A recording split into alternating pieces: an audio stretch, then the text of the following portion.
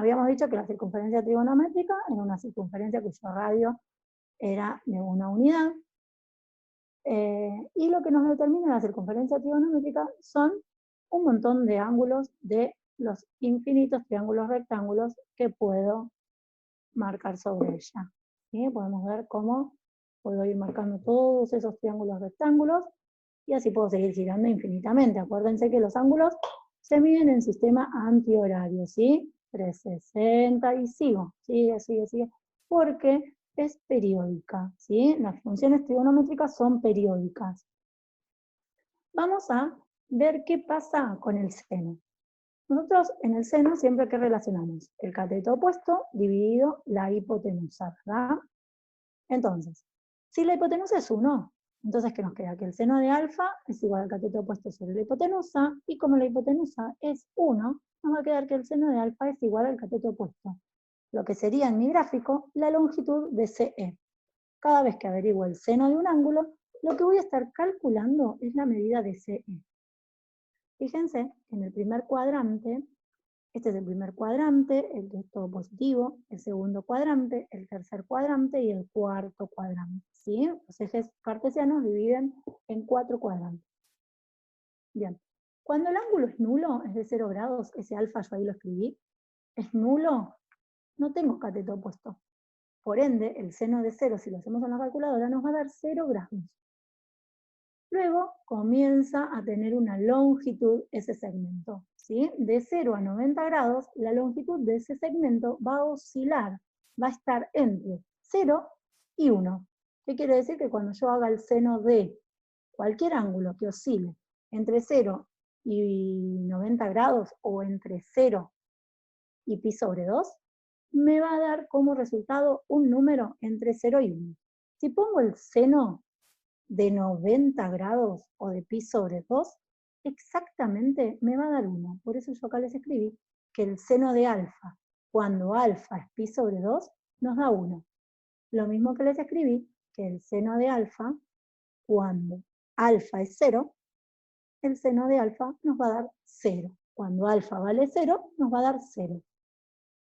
Ahora, cuando nos vamos al segundo cuadrante, ¿sí? Nuestro alfa sería este ángulo, ¿verdad?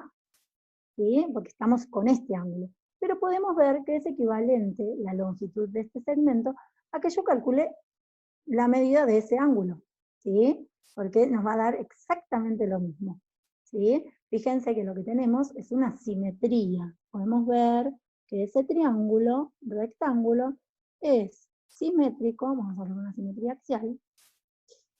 Dice ahí, ven, en GeoGebra nos dice, por ejemplo, yo quiero hacer una simetría axial, paso lo explico, me dice simetría axial, objeto a reflejar, luego eje de simetría. Entonces, yo quiero reflejarlo respecto a este eje. Entonces, selecciono el objeto respecto a ese eje. No, marqué un punto, vamos para atrás, perdón. Ahí está. Ahora sí, vamos a hacer de vuelta. Vamos a elige 9.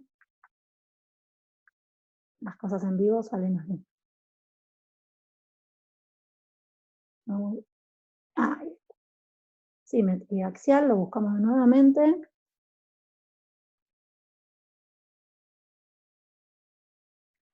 Entonces, este segmento respecto al eje, este segmento respecto al eje, y este segmento respecto al eje. ¿Sí? Bueno, este segmento, porque seleccione punto, respecto al eje, ahí está. Y vamos a ocultarlos a esos, así no nos molesta. Que sería el punto Z, ¿no? Y Z'.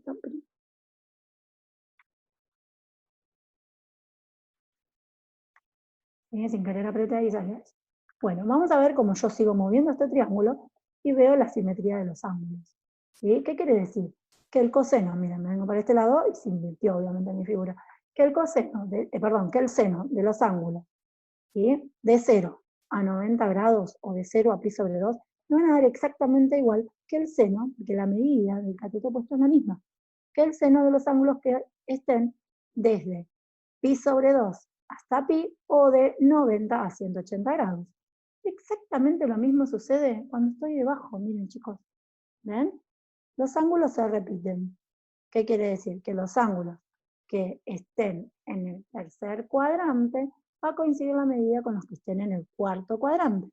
Con la diferencia del primer cuadrante es que en el primer cuadrante nos dan valores positivos, ¿ven? El cateto opuesto tiene una medida positiva. Cuando estoy debajo, podemos observar que el cateto opuesto va a tener una medida negativa porque coincide con el eje Y en la parte negativa. ¿Bien? Entonces, si yo hago el seno, por ejemplo, de 200 grados, me va a dar una medida negativa. ¿Sí? El resultado va a oscilar nuevamente de -1 a 0, porque lo más chiquito en realidad que me va a dar va a ser -1. ¿Sí? Cuando sea justito, 3 medios de pi, 3 cuartos de vuelta. Voy a deshacer la simetría para dejarme con un solo triángulo. No la deshago, la elimino para no verla nomás.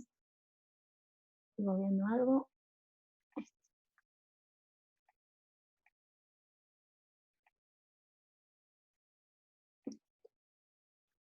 Volvemos al que teníamos, ¿sí?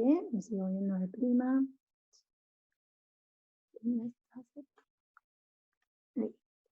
Bien, entonces, ¿qué quiere decir?